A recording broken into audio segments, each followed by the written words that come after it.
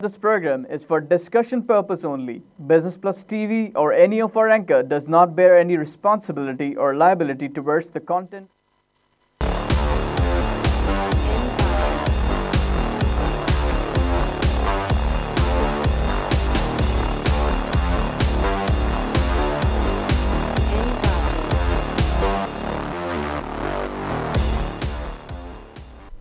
This is Business World, broadcasting live from Karachi, Pakistan. You're watching Tips of the Trade. I'm your host Tariq Khan Javed. नाज़रीन बहुत बहुत मुबारक हो। अभी हसनैन साहब ही मुझे मुबारकबाद दे रहे थे और तमाम लोग चैनल पे कि जी माशाल्लाह आज 44,000 की मार्केट क्रॉस कर गई। तो आप सबको मुबारक हो, ये पूरे कौम के लिए मुबारक की चीज़ है। सुबह होते ही मार्केट ऊपर गई और ऊपर नीचे थोड़ी बहुत होती रही और 163 प्लस पे हमने इसको देखा है तकरीबन 11 बजे के करीब। फिर थोड़ी सी गिरावट आई और फिर जो चढ़ना शुरू हुई तो चढ़ती ही चली गई। Of course up and downs होते रहे।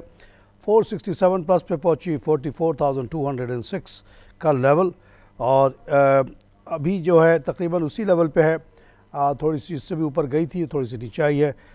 312 मिलियन शेयर्स का काम हो गया जनाब और एक बहुत ही ज़बरदस्त लैंडमार्क, एक बहुत ज़बरदस्त हिस्टोरिक क्लोज़ और ये बहुत ही खुशाइन दिन आज का माना जाएगा दुनिया में, हमारी तारीख़ में, इकनॉमिक हिस्ट्री में कि आज इस लेवल पे हम पहुंच गए। आप लोगों को ये नहीं भूलना चाहिए कि वो दिन जब ये 2 तारीख का धरना शुरू होने वाला था और 28 अक्टूबर को आप लोग बहुत ज़्यादा परेशान थे। 1,500 पॉइंट मार्केट गिर गई थी, 300 बिलियन का नुकसान हो चुका था। मुख्तलिफ बड़े बड़े एंकर्स इस पर शोर मचा रहे थे और कह रहे थे अभी तो धरना शुरू ही नहीं हुआ। और उस दिन मैंने आप लोगों को तफसीलन बात लिखी थी कि ये मार्केट गिरेगी, 39 तक भी जा सकती है, मगर उसके बाद इसकी जो ट्रेजेक्ट्री है ऊपर है। और मैंने कहा था 6 महीने में इंशाल्लाह 50,000। तो आज ये 44,000 आ गया, अब 6,000 रह गए। आप सब लोग मिलकर कोशिश करेंगे तो शायद ये भी हो जाएगा। आइए एक लाइव कॉल से बात करें। अस्सलाम वालेकुम तारिक साहब। वालेकुम जनाब। तारिक साहब सैफुल्लाह बात कर रहा हूँ एग्रो डैरकी से। सैफुल्लाह साहब वेलकम शो साहब। अच्छा तारिक साहब, मुझे गंधारा इंडस्ट्रीज़ के बारे में पूछना था। सर गंधारा इंडस्ट्रीज़ और गंधारा निसान दोनों सिस्टर कंसर्न्स हैं और गंधारा निसान जहाँ तक मुझे पता है Gandhara industry owns Gandhara Nissan. So जो बेहतरी वहाँ आती है उसका इम्पैक्ट यहाँ भी आ जाता है और both companies are very good. And Gandhara Nissan जैसा कि आपको पता है कि अब वो रेनॉल्ट के साथ गाड़ी बनाने जा रहा है, उस पर काफ़ी क्रेडिबिलिटी है because board of investment in involve और जो उन्होंने SCCP और स्टॉक एक्सचेंज को जो पेपर्स प्रेजेंट किए हैं उस पर भी इसका जिक्र है। तो हम उम्मीद कर सकते हैं रेनॉल्ट जो है 2018 में वहाँ गाड़ी बनाना शुरू करेगा, ग्रेजुअली शुरू करेगा, तेज़ी से ऊपर जाएगा और एक बहुत बड़ी तब्दीली आने वाली है ऑटो इंडस्ट्री में। तो ये है स्टोरी जनाब गंधारा की। नाज़रीन दुनिया भर में ऑयल की कीमत एक पीक पे गई, 55 भी एक पॉइंट पे टच किया उसने, लेकिन अब जो है वो गिर के 61 सेंट गिर के 51.18 पे खड़ी है। डॉ में 45 का इजाफा था लास्ट नाइट, SP में 12 का, नैस्डैक में 53 और आज जो सुबह 5 बजे के करीब हमारे यहाँ के हिसाब से मार्केट खुली निके की तो वो 85 प्लस पे क्लोज़ हो गई। हैंगसेंग 169 पे क्लोज़ हुई, Shanghai -5, Sensex 144 plus, Singapore 2 plus. Europe की मार्केट जो अभी खुली हुई है वहाँ FTSE में 13 का लॉस है, डेक्स में 2 का लॉस है, कैक में 4 का लॉस है और आईबेक्स में 51 प्लस है। आइए एक लाइव कॉल से बात करें। अंकल जावेद जी क्या हाल है? जी मैं ठीक हुआ लगा, शुक्र जनाब। अच्छा मेरे पास ना 1 साल से मैं PIBTL पड़े हुए हैं। कौन सी? और बिल्कुल यहाँ पे स्टिल हुआ है, उसके बारे में पूछना था। मैं उसका फ्यूचर लिमिटेड मैं होल्ड ही रखूँ या 1 साल हो गया मुझे। कौन सा शेयर जनाब? हेलो हसन साहब, कौन से शेयर का जिक्र कर रहे थे? PIBTL I think. भाई शेयर ख़रीदने से पहले आप पता करें कि क्या ख़रीद रहे हैं। PIBTL क्यों मूव करेगा? अभी तो वो बन रहा है, जब बन जाएगा तब वो मूव करेगा। तो आपको पता होना चाहिए कि क्या ख़रीद रहे हैं इससे पहले कि ख़रीद लो 1 साल से बैठे हुए हैं। ये वो शेयर नहीं है जाली वाला कि 2 रुपये का शेयर कल 4 रुपये का हो जाएगा, फिर 16 रुपये का हो जाएगा, उसका फिर 1 रुपये का हो जाएगा। नहीं, ये एक सॉलिड ज़मीन वाली शेयर है। जब ये ऑपरेशनल होगा तो ये बढ़ना शुरू होगा। आप लोग लेते ही कहते हैं कि ये बढ़ना शुरू हो जाए। अभी फैक्ट्री तैयार नहीं हुई है, प्रोडक्शन प्रॉफिट देना शुरू कर दो। फैक्ट्री में ना लगाओ, किसी और जगह जाके लगा दो भाई। फैक्ट्री में तो टाइम लगता है, 2-3 साल पहले लॉस भी होता है। आइए लाइव कॉल से बात करें। बिस्मिल्लाहिर्रहमानिर्रहीम, अस्सलाम वालेकुम। ख्वाजा शाहिद बात कर रहा हूं। साहब वेलकम शो सर। मैं जनाब आपको सबसे पहले आपको मुबारक दूंगा, आपकी 44% और 44,000 बढ़ गई मार्केट माशाल्लाह। जी जी, ये सारा क्रेडिट मिस्टर तारिक साहब को जाता है। अरे कैसी नहीं, बात नहीं, है? 80% आपको जाता है। नहीं जी, हौसले से बड़ी नहीं आपके जी, माशाल्लाह, नहीं जी, नहीं जी, आपको ऐसी क्रेडिट कोई- बात हकीकत में सही कहना चाहिए। जो गलत हो गलत बोलना चाहिए, सही है सही बोलना चाहिए। मैं तो ऐसी बस कौमें बता तरक्की करती जो करती है। और दूसरी बात के मुझे ये बताओ, ये ICI को क्या हो गया? मैंने ICI भेज दिए थे ना, प्रॉफिट में आज से ले लिए, महंगे में लिया, और मैंने आज ब्रोकर को कहा था ये आज तो गिर जाएगा, और मेरे लेने के बाद तो 15-20 में गिर गया। सर ये आपको मैं मशवरा दूं, ख्वाजा साहब बुरा नहीं मानिएगा, नहीं नहीं आप नहीं। बहुत ज़माने से इस काम में हैं, बहुत अच्छे से हमें मशवरे देते रहे, बहुत सारी नॉलेज गैप जो मेरी थी वो आपने फिलअप की है, मैं आपका बड़ा मशकूर हूँ। लेकिन आपको मशवरा देता हूँ कि आप ये कामों से निकल जाएं। ख़रीदने फ़रोख्त करने से आपकी सेहत पे बुरा असर पड़ रहा है, आपको पता ही नहीं है। ये बहुत ही ख़तरनाक काम है। ऊपर नीचे फॉरेन एक्सचेंज के लोग काम करते हैं, वो भी बड़े ख़तरे में रहते हैं। जो लोग स्टॉक को भी ऊपर नीचे करते हैं वो बहुत ख़तरे में रहते हैं। मेरे जैसे इन्वेस्टमेंट बन जाए, ISI लेके भूल जाएं। आपने मेरे साथ ही शायद लिया होगा नेस्ले 200 में, आप 600 पे निकल गए, मैं 7,000 पे बैठा हुआ हूँ, मुझे मेरी सेहत पे कोई असर नहीं पड़ा। I never look at the price. तो आप प्लीज़ प्राइस वाइज ये ऊपर नीचे करना का छोड़ दें। Within 1 hour, within 10 hours anything can happen, nobody can predict. न ख्वाजा साहब इतने तजुर्बा रखने के बाद, न तारिक खान इतना तजुर्बा रखने के बाद, नोबडी नोज़। लेकिन हम एक व्यू ले सकते हैं कि मईशत अच्छी चल रही है, ISI का क्यों ख़राबी आ जाएगी भाई, क्यों बुरा हो जाएगा वो, और ए पीरियड ऑफ टाइम। लेकिन the short run anything can happen and you can not bet कि जी कल बढ़ नहीं चाहिए उसको, और कल नहीं बढ़ेगा तो मैं बेहोश हो जाऊँगा, मैं मर जाऊँगा और मुझे लॉस हो जाएगा। लॉस नहीं होगा आपको अगर आप छोड़ दें काम को, प्लीज़। ये आपको मेरी ज़ाती रिक्वेस्ट है एज ए छोटा भाई। आइए लाइव कॉल से बात करें। अस्सलाम वालेकुम। वालेकुम जनाब, क्या हाल है सर? ठीक है, अल्लाह का शुक्र सर, बहुत खुश हूँ आज। अच्छा सर, ये 2 चीज़ें पूछनी थी। एक तो नेशनल बैंक ऑफ पाकिस्तान है मेरे पास, है ना शेयर, जी जी, तो ये मैंने 75 का परचेज किया हुआ है, लेकिन अच्छा। 1 महीने से ना नीचे ही आ रहा है। अच्छा, और दूसरा ये पूछना है, यूनिवर्सल इंश्योरेंस है मेरे पास तकरीबन ना 10 साल से, तो वो ना कोई डिविडेंड दे रहे हैं ना बोनस दे रहे हैं, उसके बारे में ज़रा बता दें। मैं इसके बारे में कुछ नहीं जानता हूँ। जहाँ तक नेशनल बैंक का ताल्लुक है, नेशनल बैंक जब ये 40 के करीब था तो मैंने कहा ख़रीदो, ये 200 रुपये का शेयर है, आज 75 पे है। भाई आपने अभी थोड़े से महंगा लिया, थोड़ा सा नीचे आ गया, कोई घबराने की बात नहीं है। ये बहुत जल्द साल के अंदर 100 रुपये का हो जाएगा। ये इवेंचुअली ये 400 का 200 का होगा जब ये प्रॉपर्ली प्राइवेटाइज हो जाएगा और यहाँ पे गवर्नमेंट सर्वेंट वाले जो मराहत हैं वो ख़त्म हो जाएंगी, छुट्टी 2 घंटे की ख़त्म हो जाएगी। नाज़रीन, आज जो लोग मुझे ट्विटर पे फॉलो करते हैं उन्होंने ये बात देखी होगी कि जब मैंने देखा सुप्रीम कोर्ट के ऊपर बहस चल रही थी तो मैंने 3 ट्विटर लिखे बड़ी मेहनत से, और उसमें मैंने ये बताना चाहा, ये कोई मेरा अपना डाटा नहीं है, लाहौर हाई कोर्ट का डाटा है। उसके मुताबिक नवाज़ शरीफ की जो फैमिली है, शहबाज शरीफ, नवाज़ शरीफ और ये मरियम वगैरह जो बड़े बच्चे थे, हमज़ा वगैरह, ये लोग बैंकरप्ट हैं। बैंकरप्ट का मतलब ये होता है कि उनके पास उनका कर्ज़ा ज़्यादा है, उनकी जायदाद कम है पाकिस्तान में कोर्ट के हिसाब से। उनके जो कर्ज़ा है इस वक्त 10 बिलियन का है और उनका जो टोटल एसेट, अगर इसकी जो आखिरी एस्टिमेट आई थी वो 6.5 है। अगर 6.5 में उनके तमाम जायदाद जो अटैच्ड हैं बेच भी दिया जाए तब भी 3.5 बिलियन का गैप रह जाता है। तो मैंने उस पर ओपिनियन ये दी है कि यही वजह हो सकती है कि इनके वालिद जो बड़े मियाँ साहब थे उन्होंने अपना पैसा डायरेक्ट पोते पे ट्रांसफ़र कर दिया, और जो लोग गारंटर्स थे उन पे नहीं है।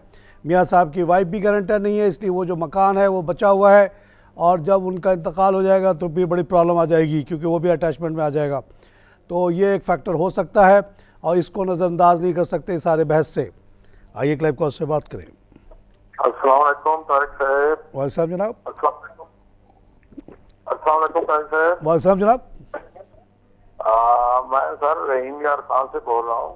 रहीम यार खान, क्या हाल है? ठीक ठाक है सर? जी हाँ बिल्कुल ठीक है, शुक्र सर। तारिक साहब आपका प्रोग्राम सुनते रहते हैं सर, माशाल्लाह बहुत अच्छी थे। रहीम यार खान में आया भी था सर। एक काइंडली मुझे आपके पास टाइम कम होता है, एंग्रो फूड और हेस्कोल और एक एंग्रो पॉलीमर है, इनके बारे में थोड़ा बात अच्छा जी बता दें। देखिए हेस्कोल और एंग्रो फूड तो अच्छा है, लेकिन एंग्रो पॉलीमर को मैं इतना अच्छा इसलिए नहीं समझता कि मैं मिडल ईस्ट में रहा हूँ और वहाँ मैंने बहुत बड़े बड़े प्लांट देखे हैं पॉलीमर और इस तरह की चीज़ें बनाने की जो पेट्रोकेमिकल से ही बनते हैं, पेट्रोल की बाई प्रोडक्ट है ये। यहाँ मैं उनको फिजिबल नहीं पाता है, इतने छोटे स्केल पे होता है, कंपटीशन बहुत टफ है, इसको मैं फेवर नहीं करता हूँ। जहाँ तक मेरी इत्तलात थी ये काफ़ी ज़माने तक बंद रहा, एंग्रो ने इसको बेचने की कोशिश की, खरीदते खरीदते कोई रह गया, उसके बाद से ये एकदम से चल पड़ा है और इतने हाई रेट पे भी आ गया है। 2 रुपये का शेयर था, पता नहीं बहुत ज़्यादा महंगा हो गया है। इसमें अगर आपने लिया हुआ है तो आपको मशवरा दूंगा कि इसको प्रॉफिट लेके निकल जाएं, बाकी दोनों को होल्ड करें। एंग्रो फूड के बारे में मेरी प्रोजेक्शन है कि ये वन टाइम पे ये 1000 का शेयर हो जाएगा, हैस्कॉल भी 500-600 का शेयर हो जाएगा। आइए लाइव कॉल से बात करें। अस्सलाम वालेकुम। वालेकुम साहब। ये काफी ऊपर गया था 13.5 तक, अब फिर नीचे आ रहा है। कौन सी जी, कौन सी गाड़ी का कोई नहीं, इनका कोई प्रोग्राम फिर से बताएं नाम। PIA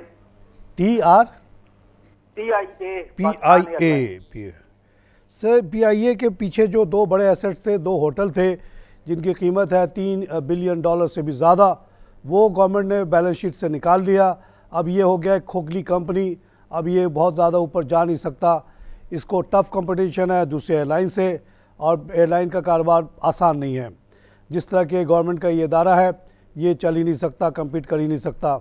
अभी इन्होंने प्रीमियम शुरू किया, फेल हो गया, मज़ीद लॉस हो गया और ये कर्ज़ा वर्ज़ा ले लेते हैं 6-7 महीने चलाने के लिए, 1,30,000 ले लिया है, उसके बाद ये भी खा पी के बराबर हो जाएगा। उसके बाद ये इस कंपनी से मैं ज़्यादा लगाने के फेवर में नहीं हूँ। आइए एक लाइव कॉल से बात करें। नाज़रीन, आज मेरी खुशी का मौका है वो ये है कि vice president elect Mark Pence ने एक बहुत डिटेल ट्विटर स्टेटमेंट दिया। उसमें कहा कि जो डोनाल्ड ट्रंप साहब ने नवाज़ शरीफ से बात की वो इंडीड हमारे कहने पे हुई और हम चाहते थे कि नवाज़ शरीफ से बात करें क्योंकि पाकिस्तान नहायत ही अहम मुल्क है, बहुत ही इम्पोर्टेंट मुल्क है और जो कश्मीर का मामला है बहुत सीरियस मसला है और इसको हम सॉल्व करने के लिए हम दोनों मिलकर बहुत सख्त कोशिश करेंगे। इस पे मैंने उनको बहुत शुक्रिया अदा किया, डोनाल्ड ट्रंप और उन दोनों को, और मैंने कहा कि अगर आपने ये काम कर दिया और साथ साथ फ़लस्तीन का भी मसला हल कर दिया तो आप लोग दुनिया के अजीम तरीन लीडरों में आपका शुमार हो जाएगा। दोनों मसले का हल मौजूद है, 95% एग्रीड है। सिर्फ इधर इंडिया को धक्का मारना है, उधर वो इसराइल को आपको थोड़ा सा धक्का मारना है और आप लोग तो डर नहीं रहे लोगों से। इसराइल तो आपके 10 मिलियन डेली के एड पे चलता है, वो आपकी बात कैसे नहीं मानेगा, और इंडिया को भी थोड़ा सा पुश कर दे तो मान जाएगा और जो 2007 का फार्मूला है उसके तहत मामला हल हो जाएगा और आप लोगों का सुनहरी लफ्ज़ों में आपकी तारीफ़ लिखी जाएगी हिस्ट्री में। और उसके अलावा और भी बहुत कुछ लिखा बताता हूँ। आइए क्लिप कॉल से बात करें। मुबशिर बोल रहा हूँ। राना मुबशिर साहब, वेलकम साहब। तबीयत ठीक है? अल्लाह का शुक्र जी। अच्छा सर, ये मैंने पूछना था PRL मतलब क्यों नहीं बढ़ता, वहीं का वहीं है, और दूसरा शब्बीर टाइल्स लॉन्ग टर्म के लिए कैसे? शब्बीर का एक बहुत बड़ा मैं ओनर था शेयर का, जब ये तबाह हो गया due to Chinese import and fixing of rupees at 62। Islamabad गया, वहाँ जो बड़े बड़े उनके एडवाइज़र थे मुशर्रफ के, उनसे जाके बहस की कि आपने रुपये को क्यों रोका हुआ है, इससे बहुत ज़्यादा तबाही आ रही है। चाइनीज़ टाइल 62 में आ जाता है, हमारा कॉस्ट जो प्रोडक्शन जो है वो है 60 का, हम कैसे कम्पीट करें। एक तरफ तो आप रुपये को गिरने नहीं देते, दूसरी तरफ आप जो है कहते हो कि इन्फ्लेशन अच्छी चीज़ है, 12% इन्फ्लेशन हेल्दी होता है, और इन्फ्लेशन हो रहा है तो हमारी कॉस्ट तो बढ़ रही है, चाइना की कॉस्ट रुकी हुई है 62 पे। तो बड़ी बहस हुई वहाँ, बहुत लड़ाई हुई करके आया था और कह के आया था कि जो मैं कह रहा हूँ वो होगा, मार्केट गिरेगी, इंटरेस्ट रेट गिरेगा, बढ़ेगा, रुपया गिरेगा। बाद में गिरा, लेकिन आजकल वो साहब कोई पढ़ाते रहते हैं जो भी थे। तो शब्बीर टाइल स्ट्रगल अभी भी कर रहा है क्योंकि इम्पोर्टेड माल बहुत आता है, लेकिन हमारी नेचुरल स्ट्रेंथ है कि मिट्टी से हम टाइल बना सकें। मोहनजोदड़ो के दौर में ये बनता था, हमारे हालांकि के टाइल्स दुनिया में मशहूर हैं, तो अगर हम टाइल भी ना बना सकें तो क्या बनाएंगे। तो शब्बीर आस्ते आस्ते ऊपर आ रहा है, लेकिन not a very exciting share at this moment. PRL का जहाँ तक ताल्लुक है, राना साहब, आपसे मेरी सोशल मीडिया पे भी बात होती है, यू शुड बी नोइंग कि वहाँ पे अभी एक्सपेंशन हो रहा है, अभी तक पैसे की शॉर्टेज है, उसके लिए वो इंटरनेशनल बैंक से बोरो करने के लिए दुबई वगैरह का चक्कर लगा रहे हैं। तो जब ये एक्सपेंशन होगा तब तो ये बढ़ेगा, अभी कैसे बढ़ जाएगा। इसी तरह आप कहें कि PIBATL क्यों नहीं बढ़ा है, जैसे अभी एक साहब ने कॉल किया, कैसे बढ़ेगा भाई? अभी लगाने से पहले पूछ लिया करें कि क्या हो रहा है यहाँ पे। ये कोई जुआ खाना नहीं है। PRL तेल को गर्म करता है, उससे बहुत सारे प्रोडक्ट निकालता है, अभी 4 निकालता है, बाद में 12 निकालेगा, जाहिर है फ़ायदा ज़्यादा होगा। ईंधन तो वही लगना है, कोयला तेल भी वही है। आप तेल को गर्म कर करके तारकोल बना लो, आपकी मर्ज़ी है, कुछ भी नहीं मिलेगा आपको। कॉस्ट ऑफ तारकोल is lower than the furnace oil price. How can you add value there? I क्लैब कॉल से बात करें। वालेकुम जनाब। सर SSGC के बारे में सर, इसके बारे में क्या ख्याल है आपका?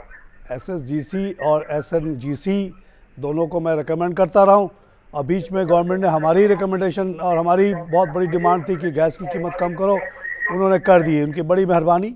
एक नेशनल नीड थी वो करना, लेकिन गवर्नमेंट इतनी अंधी भी नहीं है, उनको पता है कि अगर सुई गैस दोनों बंद हो जाएंगे तो फिर क्या होगा, कैसे गैस पहुँचेगा आप तक। तो उन्होंने कहा कि आप प्रॉफिट हो या लॉस हो, 17% आपको जो है प्रॉफिट गारंटीड है। इसी बेसिस पे हम एज ए शेयर होल्डर, हमें कोई प्रॉब्लम नहीं है, हमें कोई प्रॉब्लम नहीं, हमें 17% रिटर्न मिलेगा, कंपनी प्रॉफिट करे या नुकसान करे।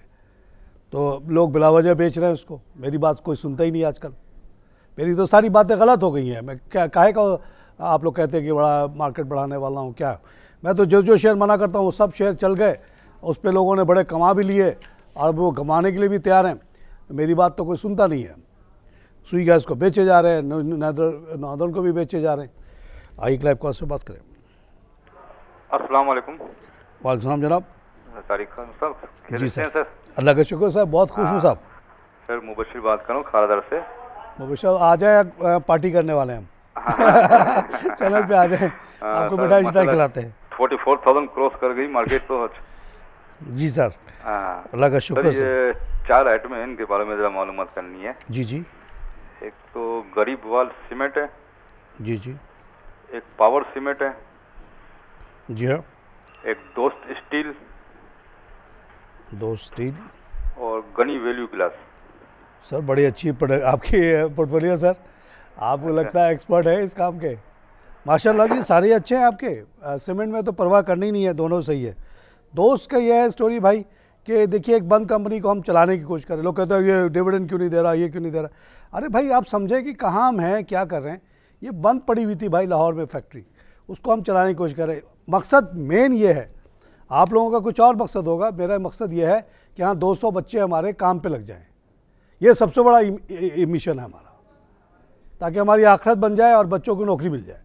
तो ये इंशाअल्लाह यहाँ पे 5 रुपये का शेयर था, 4.5 रुपये में गरीब ने डिस्काउंट पे दिया और 3 रुपये 4 रुपये तक ये चला गया, मैंने 10-11 रुपये का शेयर हो गया। लेकिन इसको शायद मज़ीद पैसे की ज़रूरत है, क्योंकि इन्वायरमेंट वालों ने इस पर थप्पा मार दिया है, और जो इतना भट्टी का धुआं निकल रहा वो नज़र नहीं आ रहा, दोस्त के ऊपर आ गए। जो चीज़ नज़र आ जाती है लोग पीछे पड़ जाते हैं। बहरहाल वो भी हो जाएगा सॉल्व, और हम तैयार हैं हेल्प करने के लिए। मज़ीद मकसद हमारा यही है कि बच्चों को जॉब मिले, और स्टील मिल तो कमाएगी भाई, यहाँ पे कैसे नहीं कमाएगी। 260 का हो गया स्क्रैप, किसी ज़माने में 700 का होता था, डॉलर का होता था स्क्रैप। और इसी तरह कोयला जो कि मेन चीज़ है जिससे गर्म किया जाता है, आप क्या करते हो, ये कचरा लोहा सब उठा के लाएं, उसको गर्म करें, उसके बाद उसको जिस शेप में चाहे आप बना लें, उसी को कहते हैं री रोलिंग मिल। ये जो मोगल स्टील और ये स्टील कोई बड़ी चीज़ नहीं है, दो steel, they are just furnaces, they are melting the scrap और उससे डिफरेंट शेप की चीज़ें बन रही हैं। तो जब कोयला भी सस्ता हो गया, 320 से घट के 60-70 का हो गया, स्क्रैप भी सस्ता हो गया, और यहाँ 60 अभी भी वही पुराने रेट पे कोयला स्टील बिक रहा है, तो प्रॉफिट कैसे नहीं होगा भाई। सिर्फ आपको प्रोडक्शन में इसको आने तो दें, फिर देखिए ये 30-40 रुपये का शेयर कैसे नहीं होता। आइए क्लाइव कॉल से बात करें। वालेकुम जनाब। मैं ये रजा बोल रहा हूँ कराची से। अली रजा साहब, वेलकम शो साहब। मुझे ये पूछना था, रफान मीज मेरे पास है, इंडस मोटर है, मारी पेट्रोलियम है और नेशनल फूड है, इसके बारे में कुछ बताएं, कब तक रखूं? आपको उस्ताद मान लिया सर। रजा साहब आप मेरे उस्ताद। सब अच्छे हैं जनाब, बेहतरीन शेयर्स हैं, हमेशा के लिए रखें साहब। अब बेच के क्या करना है, इसको कहाँ लेके जाना है, जापान में खर्च लगाना है, कहाँ लगाना है बता दीजिए। यहाँ पैसा ले जाइए, जापान में जापानी रुपीज़ में कन्वर्ट करें, वो गिरता भी रहता है और वो आपको देगा, आप 1 लाख जमा करेंगे तो आपको 1 साल के बाद 98,000 देगा। तो वहाँ ले जाएंगे आप, यूरोप ले जाएंगे तो वहाँ भी माइनस में देगा, अमेरिका ले जाएंगे तो 0.5% देगा। इसी वजह से चाइना ने ना हमारे सीपेक पे इतना पैसा लगा दिया, अभी 8.5% और लगा रहा है, जिस पे वो अक्सर जगह पे सूद लगा रहा है 5.5% का, जबकि अगर वो अमेरिका में रखेगा तो उसको 0.25% मिलेगा। उसका सेल्फ इंटरेस्ट है यहाँ पे सीपेक पे लगाना, और उसको आप लोग तोहफा समझ के जो खुश हो रहे हैं, यह आपकी गलत फहमी है। नाज़रीन, आप लोगों को छोटी सी ब्रेक।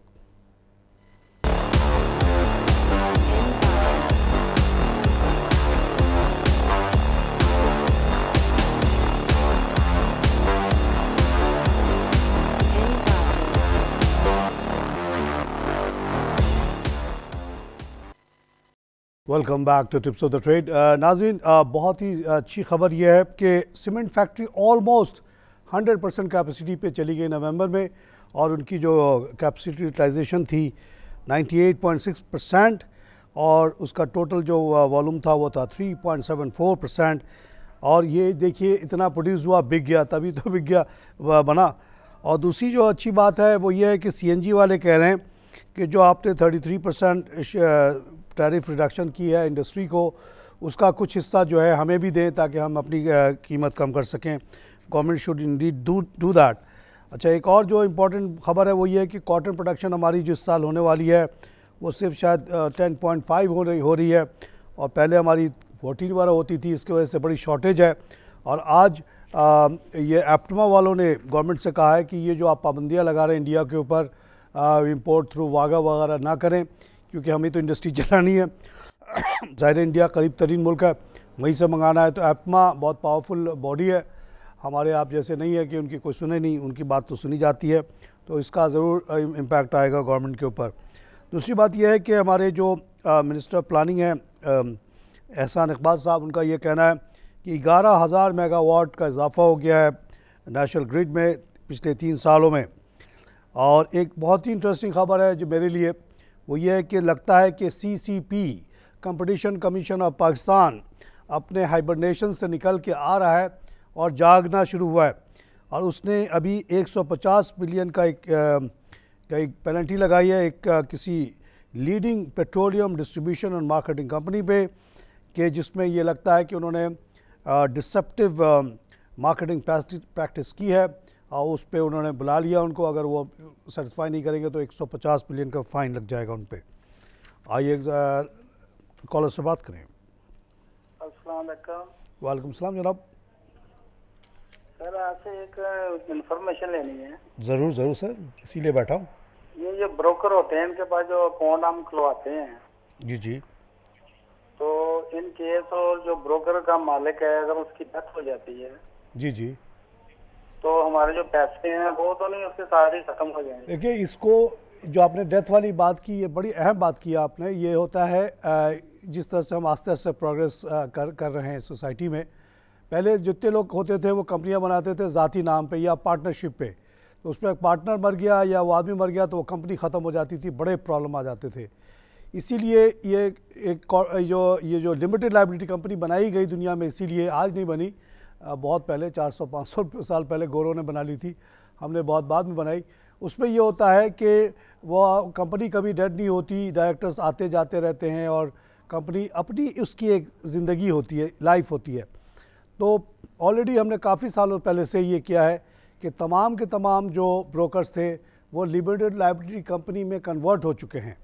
कोई भी मेरे ख्याल में कोई ज़ाती तारिक खान या ज़फ़र मोती नाम का कोई ब्रोकर नहीं है डायरेक्टली, सब लिमिटेड कंपनीज़ हैं। और इसलिए अब उनको मरने से कोई फ़र्क नहीं पड़ेगा, काम चलता रहेगा। आइए क्लाइव कॉल से बात करें।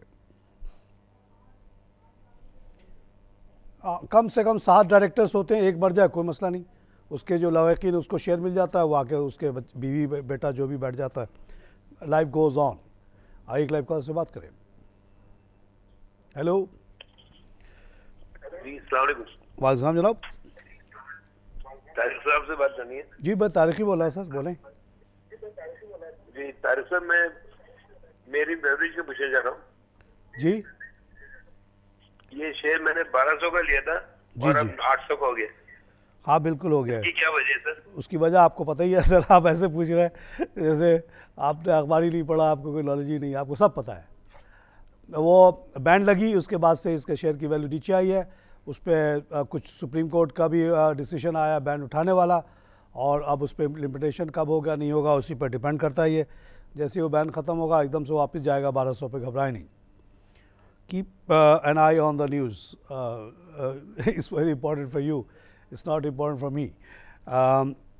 अच्छा जी, एक और जो इम्पोर्टेंट ख़बर है। हेलो हेलो अस्सलामुअलैकुम। वालेकुम जनाब।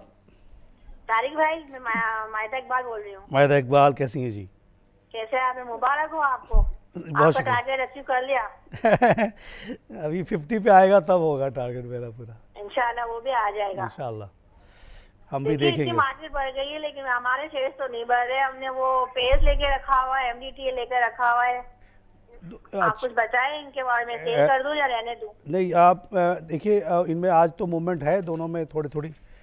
देखिए आज नीचे जा रहे हैं, 2-3 दिन से बस नीचे जा रहे हैं। मैं अच्छा ये देखिए, क्या और करूं या सेल कर दूं? एक मिनट मैं देख के बताऊं आपको।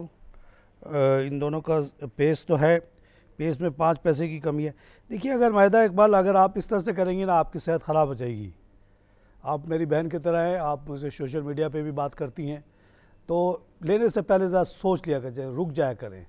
सिर्फ तारिक खान के कहने पे ना ले लिया करें। तारिक खान ने आपसे कहा, उसके पीछे कुछ वजूहत थी। और पेस जो है एक डेवलपमेंट कंपनी है, एक दिन में तो वो रिज़ल्ट प्रोड्यूस नहीं करेगा। अभी तो उसने छुटकारा हासिल किया है तमाम अपने कर्ज़ों से, बैंकों से, बहुत बड़ा काम कर लिया। वो एक इंडिपेंडेंट साफ़ सुथरी कंपनी है। 8 प्रोजेक्ट का उसने ऐलान किया। प्रोजेक्ट का ऐलान कर देना ही कोई प्रॉफिटेबिलिटी नहीं ले आता, टाइम लगता है उसमें। और आप थोड़ा सा ये करें, आज अगर ये 5 पैसे गिर गया तो इतने घबराने की क्या बात है। आपका ईमान पुख्ता होना चाहिए जिस कंपनी में भी ले रहे हैं। MTDL का जहाँ तक ताल्लुक है, रोज़ाना आप मेरा शो देखती हैं और भी हमारे शो देखती हैं। हम वाहिद चैनल हैं पूरे इस खित्ते में, इंडिया, पाकिस्तान, बांग्लादेश, श्रीलंका सबको जोड़ लें, कि जो बिज़नेस चैनल है, जिसका नाम ही बिज़नेस चैनल है, नहायत शरीफ चैनल है। कभी भी हम लोगों ने किसी की ब्लैकमेलिंग नहीं की, किसी को झूठा बैठ के हम प्रेडिक्शन नहीं मारते रहते। अगर मैं थोड़े से मुबालगा आवाज़ भी करता हूँ पाकिस्तान के हक़ में, तो अपने मुल्क की तारीफ़ करता हूँ, उसमें कोई हर्ज नहीं है। लेकिन मैंने किसी इंसान को, किसी को आज तक ब्लैकमेल नहीं किया, ना करना चाहता हूँ। अगर कोई गलत काम किया है, किसी ने मेरे स्टॉक मार्केट को तबाह किया है, बदनामी दी है, मैं उसके बाद ख़राब बोलता हूँ। वो धमकी भी देता है, मैं नहीं डरता हूँ, क्योंकि कौम के इंटरेस्ट में है कि ऐसे गंदे अनासिर निकल जाए यहाँ से। तो हम लोग 9 बजे से शो शुरू करते हैं, रात को 11 बजे तक लाइव शो करते हैं। कौन सा चैनल करता है? बेहतरीन shows, high quality show, highly educated लोग आते हैं इसमें, कोई जाहिल की जगह नहीं है यहाँ पे। तो हमारा चैनल क्यों नहीं चले? आजकल दबा के इश्तिहार आ रहा है, हमारे अखबार भी चल रहा है, हमारे दोनों चैनल्स भी चल रहे हैं। तो MTDL is doing well and it will continue to do well. You should, और आपको जब सुबह हो तो आप इश्तिहार गिन लिया कीजिए कि कितने इश्तिहार आए, आपको पता चल जाएगा। आइए क्लाइव कॉल से बात करें। हेलो, अस्सलाम वालेकुम। वालेकुम सलाम। डॉक्टर मैं गुलाम नबी बोल रहा हूँ पेशावर से। गुलाम नबी पेशावर से। Welcome sir. अच्छा, मैंने ये पूछना है आपसे कि एक बागपति ग्रुप था, इसने ट्राई स्टार शिपिंग लाइन्स बनाई थी और फिर इसने ट्राई स्टार एनर्जी IPO किया था। जी जी। तो ट्राई स्टार एनर्जी तो आज तक मैंने देखा ही नहीं कहीं आया हो या लगा हो, और ट्राई स्टार शिपिंग लाइन्स है वो भी सस्पेंड है। तो हम लोगों को तो कुछ भी इसका फायदा नहीं होता। ट्राई स्टार शिप, आपने कहा शिपिंग, और दूसरी ट्राई स्टार पावर एनर्जी। हाँ, एनर्जी। अच्छा, वो जनाब चल रहा है, वो साइट में यही कराची में है। और अभी रिसेंटली उसकी खबर ये आई थी, वो 4-5 रुपये का शेयर है, थका हुआ शेयर है, थकी हुई कंपनी है। लेकिन उसकी एक खबर आई थी कि वो 100 मेगावाट की पावर का प्लांट लगा रहा है और वो कराची इलेक्ट्रिक को बेचेगा। तो उसके बाद से उसके शेयर में थोड़ी सी मूवमेंट आई थी। ट्राई स्टार शिपिंग का तो कुछ भी नहीं पता। आप तो आमतौर से मैं मना करता हूँ, शिपिंग विपिंग ना लें। इवन जो PI है वो भी हवाई है, उसको भी ना लें, उसके कोई फिक्स्ड एसेट नहीं है। इसी तरह इंश्योरेंस से दूर रखने के लिए कहता हूँ, सवाए 1-2 जो अच्छे आदमजी वगैरह हैं। बैंक्स भी बड़े ख़तरनाक होते हैं। बैंक्स आज हैं कल ख़त्म। मैं 2 बैंक ऐसे देख चुका हूँ जो 1 साल पहले बड़े बड़े ऑडिटर के मुताबिक बिल्कुल सही थे और 1 साल बाद वो ख़त्म हो गए। एक का नाम था खलीज कमर्शियल बैंक, जिसको मैंने पहली दफ़ा जाके 1980 में ज्वाइन किया था। शेख जायद का बैंक था। बहुत बड़ी जो प्राइस वाटर हाउस सबसे बड़ी ऑडिट कंपनी उसकी ऑडिट करती थी। 1 साल तक वो बैंक बिल्कुल सही था। दूसरे साल जाके शेख जायद को उन्होंने कहा कि जी ये बैंक तो ख़त्म हो गया है, इस पर 1.5 बिलियन डालें तो चलेगा दिरहम। तो उनके बेटे को नारा गुस्सा आ गया, उन्होंने उसको उठा के फाड़ के फेंक दिया, कहने लगा हमें नहीं चाहिए, इसको जला दो। इसी वही ग्रुप के साथ एक और वाक़या हुआ BCCI का। बहुत बड़ा बैंक था, आगा सनाब्दी ने शुरू किया था और जिसको मैंने ज्वाइन भी किया था 80 में। वो उस बैंक के साथ 91 में ये हुआ कि 90 तक वो बैंक सही था और 91 में वो बैंक बंद हो गया, क्योंकि बाद में पता चला कि $1.5 बिलियन का उसका कोई बैड डेट था जो छुपाया हुआ था एग्जीक्यूटिव्स ने। जैसे ही वो गंद बाहर आई वो बैंक ख़त्म हो गया। वहाँ भी शेख जायद से कहा गया कि आप पैसा डालें, वहाँ भी इत्तेफाक से वो पहले दिरहम था, अब ये डॉलर मांगा गया। शेख जायद ने कहा मुझे नहीं चाहिए, बंद कर दो। तो बैंक्स भी बड़े ख़तरनाक होते हैं। ये इसी तरह के लीजिंग कंपनी, मुदारबाज, इन सब से आपको बचना है। बैंक से लेना भी है तो बहुत सेलेक्टिव लेना है और आपको समझ के लेना है। छोटे छोटे बैंक को बिल्कुल ना लीजिएगा, बहुत ख़तरे में होते हैं वो। आइए एक लाइव कॉल से बात करें। क्या हाल है जी भाई? बिल्कुल ठीक हूँ, बड़ा खुश हूँ साहब। ये अपना झील पाक वगैरह कुछ 4 नहीं बल्कि 10 साल हो गए इनके अंदर काम नहीं हो रहा। इनको अपना क्या इसका सिलसिला बनेगा? ये बालिकान चोर के बच्चे कब तक इनका स्टे ऑर्डर चलेगा? 15 दिन का स्टे ऑर्डर होता है क्या? इनको 10-20 साल का स्टे ऑर्डर मिल गया। इनके केसेस तो आर्मी की खुसूसी फौजी अदालत में चलाने चाहिए ताकि 15 दिन में फैसला और इनको कोड़े लगे जो मिले हुए इनके साथ चार्ल्सटन की इंतजामिया। बिल्कुल कोड़े पड़ने चाहिए। और जितने लोगों ने हमारे मुक़द्दस स्टॉक एक्सचेंज को लूटा है उन सब का नाम हमें पता है, उसमें ये भी शामिल है। और इसके जो लोगों ने इसको रोका हुआ है, खैर अब यहाँ पे मसला कोर्ट का आ जाता है साहब, हम यहाँ पे थक जाते हैं, डर जाते हैं। और किसी से तो नहीं डरते, सिर्फ कोर्ट से डरते हैं। हाँ, अल्लाह से डरते हैं, उसके बाद कोर्ट से डरते हैं, और किसी से नहीं डरते। तो और सबको तो हम सुनाते रहते हैं, लेकिन कोर्ट का मामला आता है तो आवाज़ कम कर देते हैं। तो हाथ जोड़ के रिक्वेस्ट करते हैं, पाँव पकड़ते हैं साहब आपका, चीफ जस्टिस साहब का, कि जी माशाल्लाह अल्लाह ने आपके बेटे को भी वापस कर दिया, उसी के तुफैल ये झील पाक का मामला ज़रा हल कर दीजिए। रोज़ाना आपकी बेइज्जती होती है, मेरी नहीं होती है। आइए लाइव कॉल से बात करें। हेलो, अस्सलाम वालेकुम। वालेकुम जनाब। जी मैं आयशा बात कर रही हूँ। आपसे ये पूछना था कि ये एंग्रो और एंग्रो फूड में कौन सा बेहतर है लेने के लिए? फूड लेने जी। और ये जैसे मैंने अभी कल लिया है ग्लेक्सो और ट्रीट और निशात चूनिया, ये कैसे शेयर? वाह वाह वाह, तो आपकी तो बड़ी अच्छी सिलेक्शन है जी। माशाल्लाह, बहुत अच्छी जी, सब अच्छे हैं, सब अच्छे। ये अच्छे हैं रखने, लॉन्ग टाइम रखने के लिए? बिल्कुल बिल्कुल। आयशा देखिए, आप जो भी काम करती हैं प्लीज़ उस पर करें। फाजिल वक्त बच जाए तो जाके ईदी वगैरह में वॉलंटियर कर दें, मगर don't look at your shares every day, this will spoil your health. बड़े भाई के तरह ऐसे से कह रहा हूँ आपको, मेरा आपसे 1 पैसा लेन देन नहीं है, मुझे क्या फ़र्क पड़ेगा आप अगर अपनी सेहत ख़राब करेंगी। लेकिन मैं बड़े भाई कैसे से कह रहा हूँ, आप don't look at this, you have got a good share. इस सब के पीछे एसेट्स हैं, सबके एसेट्स बढ़ रहे हैं, सबका कारोबार बढ़ रहा है, आपका पैसा कहीं नहीं जाएगा और आप खामोशी से बैठे रहें। एंग्रो फूड मेरे तरफ से लिख लें, शायद मैं ना हूँ उस वक्त जब ये 50,000 की बात की थी 2012 में जनवरी में, यहीं पे मैं बैठ के एक बात की थी, AKD के जनरल मैनेजर बैठे हुए थे और उसी 10 बजे के शो में, उससे पहले 9 बजे के शो में मैंने ये कहा था कि ये मार्केट 50,000 की है, क्योंकि डिप्रेशन इतना ज़्यादा था कि शेयर के बारे में कोई बात नहीं करना चाहता था। जब वो AKD के GM आया, कहने लगे जी इसके अलावा कोई और बात कर लो, घर को आग लग गई घर के चिराग से, तो उनको जगाने के लिए मैंने ये शोशा छोड़ा कि सर मैं तो 50,000 की मार्केट देखता हूँ, आप लोग इतनी डिप्रेशन में क्यों हैं। तो वहाँ से बहस शुरू हुई और चलती गई। तो उस वक्त मैंने ये कहा था, ये 2012 की बात है, कि जब 50 होगा तो मैं ज़िंदा नहीं रहूँगा। लेकिन अब तो लगता है कि मैं ज़िंदा हूँ और किकिंग वेरी वेल, 44 क्रॉस कर गया, 50 भी देख के ही मरूँगा इंशाल्लाह। तो आयशा आपको मैं प्रिडिक्ट करता हूँ, मैं नहीं होऊंगा यहाँ पे, ये एंग्रो 1000 का होगा अगर आप सब्र से बैठ जाएं। तब डोंट पैनिक, डोंट किसी के कहने पे कुछ ना सुनिएगा। ये दूध की चीज़ें बनाता है, दूध की सख्त कमी है आपके मुल्क में। 50% आपके बच्चे पैदा होते हैं स्टंड हो जाते हैं क्योंकि उनको दूध नहीं मिलता। तो इस मुल्क में दूध का कारोबार कैसे ख़राब हो सकता है? Find a way to sell cheap दूध, ताकि ये जो हमारे गरीब बच्चे हैं उनको दूध पहुंच जाए। फीजियन कंपनी जिसने आके लिया है वो बहुत ज़बरदस्त किस्म के लोग हैं, इसको अब ऐसा चलाएंगे कि आप हैरान हो जाएंगी। आइए क्लाइव कॉल से बात करें। तारिक साहब, अस्सलाम वालेकुम। वालेकुम जनाब। हाँ तारिक साहब, जापान पावर मैंने कुछ खरीदा है, आपने कुछ अर्सा पहले इसकी बड़ी तारीफ की थी। जी जी। तो व्हाट इज इट्स फ्यूचर? देखिए, मैं तो यहाँ रहता हूँ कराची में। हमारे एक बहुत खैरख्वाह हैं उमेर भट्ट साहब, उनका ट्विटर पे आप ट्वीट पढ़ सकते हैं, तस्वीरें देख सकते हैं कि कुछ महीने पहले वो गए, जाके देख कर आए और उन्होंने बताया कि 6 महीने में ये शुरू होने वाला है। बहुत बड़ा प्लांट है, बहुत बड़ी ज़मीन है। मैंने उस तस्वीर देखने के बाद मुझे तो कोई फ़िक्र नहीं है 6-7 रुपये की। उसका आप प्लांट को बेच दे अलग और ज़मीन को अलग बेच दे तो 6 रुपये तो मिलता ही है, कहीं नहीं गया हुआ। और उमैर साहब ने ये लिखा था कि 6 महीने में ये प्रोडक्शन शुरू हो जाएगी। गवर्नमेंट से बात हो गई है, 150 मेगावाट का एडिशन का चांस है यहाँ पे, और एक डूबी हुई इन्वेस्टमेंट को फिर से जगाया जाए। शेयर होल्डर्स का भी भला होगा, स्पॉन्सर का भी भला होगा। और स्पॉन्सर के बारे में उन्होंने एक इतनी अच्छी बात बताई कि उनके लिए बहुत दुआ निकला। उन्होंने कहा कि 4 साल से प्लांट बंद है, 4 साल से, लेकिन स्पॉन्सर्स की ईमानदारी देखें, उनका तकवा देखें, उनकी हिम्मत देखें कि वो अपने स्टाफ को आज भी तनख्वाह दे रहे हैं। अल्लाह इसी तुफैल इनको सरफराज करे, कामयाब करे। इंशाल्लाह ये चलेगा जी। आप लोग भी अपना प्रेशर बिल्ड करें और ये लाहौर में ही है, जाके विज़िट करके आ जाए। 20 किलोमीटर दूर है, ज़्यादा दूर नहीं है। आई क्लाइव कॉल से बात करें। हेलो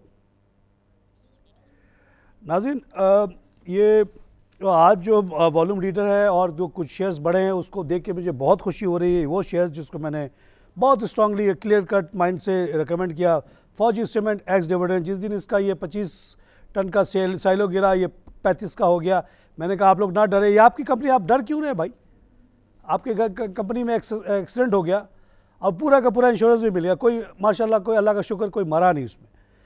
तो आज वो 41.10 का हुआ 195 प्लस होने के बाद, और वॉल्यूम लीडर भी है 17 का। इसी तरह एक जो शेयर को मैं बहुत पसंद करता हूँ, सुई नॉर्दर्न गैस, आज 3 रुपये बढ़ गया 65 रुपये 35। बीच में लोग बहुत कांपे, बहुत घबराए, बहुत परेशान रहे। मेरी बात कहने लगे कि आपकी बात तो ऐसी होती है जी, मत सुना करें मेरी बात। किसने कहा? मैंने आपसे ना कोई फ़ीस लिया, ना आपसे कोई ऑब्लिगेशन है मेरी बात फॉलो करने की। सुई साउदर्न गैस भी 1.38 बढ़ा हुआ है 38। तो ये माशाल्लाह बड़ी कामयाबी है। बहुत मैं खुश हूँ इस दोनों डेवलपमेंट से। इसके अलावा एंग्रो फूड की अगर बात की जाए तो वो आज जनाब 7.15% बढ़ के हो गया है 157। इस पे आइए वो मेरी शुरू की बहस। एंग्रो फूड पे अभी खातून ने भी कॉल किया। ये कंपनी जब 40 रुपये की थी, मैंने कहा ख़रीदो, ये 1000 का शेयर है। फिर जब 140 की हो गई, खबर आई कि जी वो फीस लैंड वाले आ रहे हैं और इसको लेना चाह रहे हैं। और जो इन्फॉर्मेशन मेरे पास बाहर से थी उसके मुताबिक 162 रुपये पे लेना चाहते थे। मैंने ऐलान कर दिया कि 162 तो हुआ ही हुआ। लेकिन एंग्रो वालों को बेचने की इतनी जल्दी थी, इतनी परेशानी थी, उनको पैसे की इतनी सख्त ज़रूरत थी कि 120 पे बेच दिया उन्होंने। लोगों ने कहा आपने तो 162 कहा था। मैंने कहा भाई, ये तो बार्गेनिंग का प्रोसेस होता है, जो ज़रूरतमंद होता है वो सस्ते में बेच देता है। तो वो दे देते 162 भी। उसके बाद उन्होंने 155 पे इसको लेने की कोशिश की और आज माशाल्लाह ये 157 पे है, 160 के करीब आ गया। ये 162 भी आप देखेंगे और इसको 1000 पे भी आप देखेंगे, मेरी गारंटी है। आइए मार्केट क्लोजिंग की तरफ चलते हैं। माशाल्लाह माशाल्लाह जनाब, अल्लाह को जितना शुक्र अदा करें कम है। 459 पॉइंट का इजाफा है जनाब एक दिन में, 44,199। और इससे ज़्यादा हम क्या अल्लाह से मांगे दुआ, और क्या हम अल्लाह हमें दे। जनाब यहाँ भी 255 का इजाफा है, 23,736 का लेवल, एक्सेलेंट। 30 भी बहुत अच्छा क्लोज हो गया। ऑल शेयर देख लेते हैं। ऑल शेयर में भी 246 का इजाफा। और क्या चाहिए जनाब, 30,459 का लेवल। तो माशाल्लाह बहुत अच्छी क्लोजिंग हो गई, अल्लाह का शुक्र अदा करते हैं। और एक चीज़ जो मैंने डोनाल्ड ट्रंप को लिखी है, मुझे ऐसा लगता है कि ऐसा होगा कि वो मैंने शो किया था 9 तारीख को उसके जीतने के बाद, उसको फॉरवर्ड किया। मैंने कहा आज मैंने सेलिब्रेट किया डोनाल्ड ट्रंप की विक्ट्री। उसी के ऊपर मैंने आज उसको लिखा है कि जिस दिन तुम जीते थे, मुझे जिस दिन तुमने कंटिजेंसी का ऐलान किया था, तब से मैं तुमको सपोर्ट कर रहा हूँ कि मुझे ये लगता था कि तुम्हारे आने से दुनिया में अमन आएगा, और ऐसा लगता है कि अमन का सिलसिला शुरू हो गया। आपने देखा कि मौसल पे IS का जोर ख़त्म हो रहा है, रिका पे अटैक हो रहा है, एलिपो ऑलमोस्ट मामला ख़त्म हो गया है, बहुत जल्द उसको वहाँ पे लोगों को निकाल दिया जाएगा और अमन आ जाएगा वहाँ भी। और साथ साथ डोनाल्ड ट्रंप को बार बार लिखूँगा, 50 दफ़ा लिखूँगा, रोज़ लिखूँगा कि कश्मीर का मसला बेटा भाई हम हल कर दे, अल्लाह और रसूल आपके लिए राज़ी हो जाएगा, मुसलमान तो आपका मद्दा हो जाएगा अगर आपने फ़लस्तीन और वो दोनों का हल कर दिया। और साथ साथ अगर यमन में जो बमबारी हो उसको रोक दे, सऊदी अरबिया क्यों बमबारी कर रहा है वहाँ पे, आप मुसलमानों के सबसे पसंदीदा शख्स बन जाओगे इंशाअल्लाह। और ये होगा इंशाअल्लाह मुझे लगता है, क्योंकि आदमी साफ़ सुथरा है, खुला हुआ है, ये नहीं डरता इजराइल से, नहीं डरता इंडिया से। इंडिया को उसने डांट दिया एक तरह से देखा जाए पाकिस्तान की तारीफ़ करके, इसी तरह चाइना को भी उसने डांट दिया ताइवान की तारीफ़ करके, इसी तरह मैक्सिको को भी डांट दिया। न इजराइल से भी नहीं डरता वो, इजराइल को एक धक्का मारेगा वो फ़ौरन करेगा, क्योंकि भिखारी है इजराइल। $10 मिलियन डेली खाता है अमेरिका का, और डोनाल्ड ट्रंप अब किसी को देने वाला नहीं, कहता हम अपना मुल्क संभालें या सऊदी अरेबिया और कोरिया और जापान की हिफाजत करते फिरे उन बगैर पैसा लिए हुए। कहता है ये तो पैसा दो या अपने अपने पाँव पे खड़ो। इजराइल को भी धक्का मार देगा, कहेगा इस फ़लस्तीनी स्टेट बनने दो, खामोशी से रहो, कोई मारने आएगा तो हम बचाने आएंगे, लेकिन कोई आएगा ही नहीं मारने अगर तू आराम से बैठेगा तो। नाज़रीन इसी के साथ प्रोग्राम ख़त्म करूँगा। खुदा हाफ़िज़।